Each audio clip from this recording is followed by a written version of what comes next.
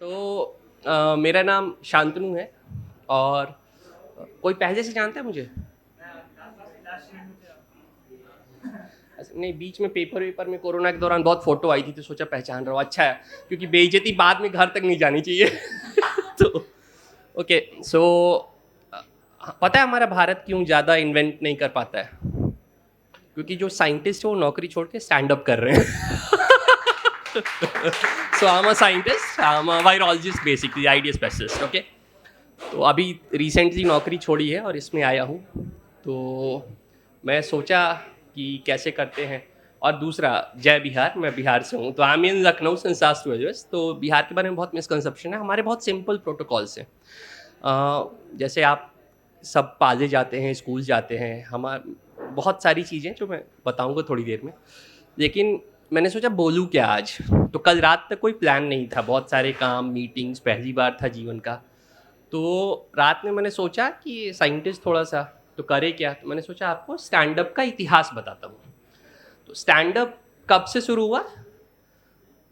ये बरसों से चला आ रहा है। प्रोटोकॉल थोड़ा डिफरेंट था। वो पहले कहते थे सिट डाउन कॉमेडी, वो स्टैंड अप नहीं था। उसमें क्या होता था, हमारे जैसे पहले जॉइंट फैमिली होती थी बड़ी बड़ी, तो उसमें सब चाचा, बड़े बाबा, दादा, सब लोग बैठे रहते थे। उसमें शाम को सारे बच्चों को ऐसे लाइन से बैठाया जाता था नीचे, ठीक है। और फिर एक कोई चाचा होते थे जो हर घर में बहुत हरामी टाइप होते थे। जो कोई भी बच्चा मिले बस सूतते रहना रहता था, और वो सामने बैठ जाते थे। और बाकी बड़े लोग चेयर पे और बच्चे लाइन से ऐसे बैठे हुए। अब बच्चों से होता था क्वेश्चन सेशन राउंड, और उसमें पहला सवाल होता था, और बेटा शाम को क्या करे, खेले खूब? बच्चे भी बेचारे हम लोग सीधे साधे, हाँ चाचा आज बहुत बढ़िया क्रिकेट खेला है, आज 4 विकेट लिए हैं। पहले बड़ा पड़ा, और सब हंस रहे, ठीक, कि खाली दिन भर तुमको खेलना है, पढ़ाई लिखाई करनी ही नहीं है। तो यहाँ से शुरू होता था। फिर अगला क्वेश्चन आता था, अच्छा ये बताओ कि अगर एक आंख से एक कोस दिखता है तो दो आंख से कितना दिखेगा? जो बगल वाला भाई जो हंसा था वो सबसे स्मार्ट, अब चाचा 2 कोस, फिर मिला पड़ाक। कि हमारे टाइम में वो किलोमीटर और माइल्स नहीं होते थे, कोस पूछते थे वहाँ पे। तो ऐसे ही चलता रहा। फिर हद तो तब होती थी, ये सेंसेबल क्वेश्चंस में लोग मारते थे, ठीक था। बट फिर पूछा, बेटा कैट मतलब क्या होता है? तो बिल्ली। फिर पड़ा पड़ाक, फिर क्या हुआ भाई? बेटा कुत्ता। The objective was not to understand, वो पीटना था चाचा को किसी भी फॉर्म में। तो यहाँ से स्टैंड अप कॉमेडी इवॉल्व हुआ। वहाँ से सिट डाउन से स्टैंड अप में आप बैठते हैं और हम आपकी बेइज्जती करते हैं। ओके, तो मोस्टली यहाँ से ओके, थोड़ा फर्स्ट थिंग है एक्चुअली। क्या? अच्छा, ओके, कॉल था एक।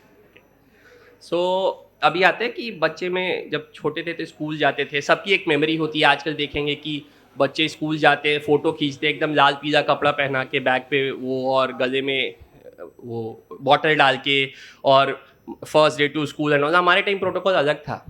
हमारे टाइम बच्चे स्कूल ही नहीं जाना चाहते थे। तो जो मेरा पहला दिन था स्कूल का, मैं और मेरा बड़ा भाई था, 15 दिन बड़े थे हम दोनों, चाचा का बेटा। स्कूल जाने का दिन था, जाना नहीं था। तो जाके घर में सबसे कोने वाले कमरे में छुप गए।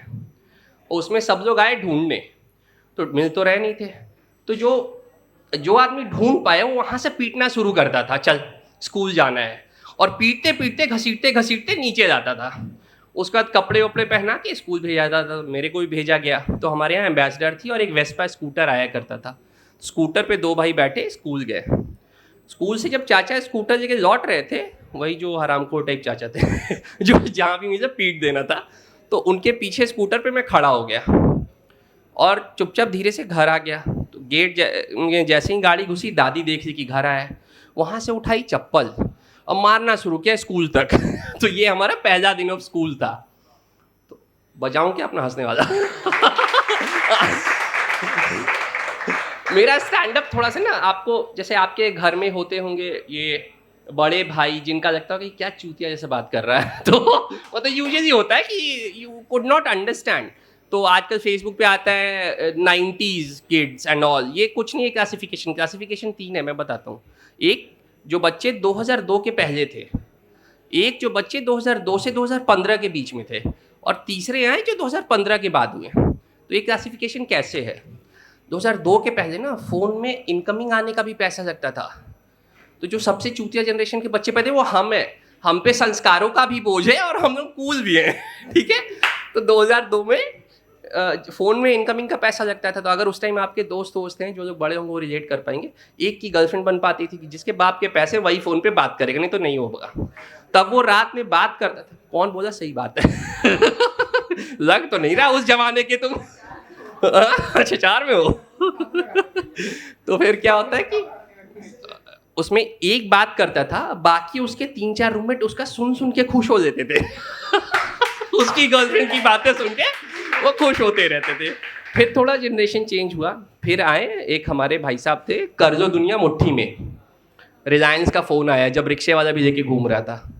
तो उस टाइम क्या हुआ कि उस टाइम ना एसटीडी बूथ में वायरलेस फ़ोन्स आते थे जो लाइन से 8-10 लगे हैं और लड़के लाइन से खड़े हैं, आपस में इतना भाईचारा। तब सब अपनी गर्लफ्रेंड से बात करते थे क्योंकि फ़ोन सस्ता हो गया था।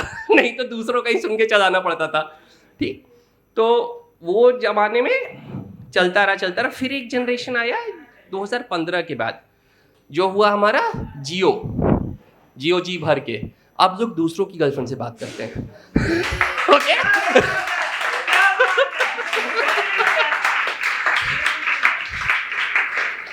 तो ये तीनों जनरेशन हमने देखी है।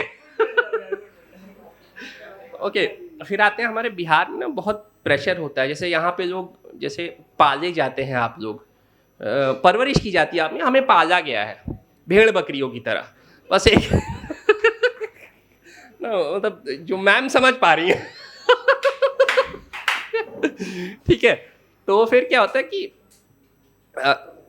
हमारे यहाँ एक प्रेशर होता है, बिहारी लड़का क्या करेगा, या तो पढ़ेगा या एक लास्ट जोक। तो ये भाई कब से परेशान है, वहां से भी लोगों को बुली कर रहा था, यहाँ के भी कल से बेटा मेरा ही है। तो हमारे बिहार में प्रेशर होता है बहुत सारा कि बाप का नाम रोशन करना है। तो भाई सब पे होता है। तो एक मेरा चाचा जो हरामखोर टाइप था ना, जो पीटते रहता था, तो उनके भी 2 बच्चे। वो इतना हरामी था कि वो आता था घर के बाहर बैठ जाता था छत पे, जो लोग आए जाए उनको खूब गालियाँ देता था। तो सारे लोग परेशान। फिर वो मरने वाला हुआ, तो भाई क्या हुआ, क्या किया जाए? तो बच्चों को बुलाया, दोनों बच्चों को, बेटा कुछ ऐसा करना कि जीवन में मेरा नाम लोग ले कि बहुत अच्छे आदमी थे।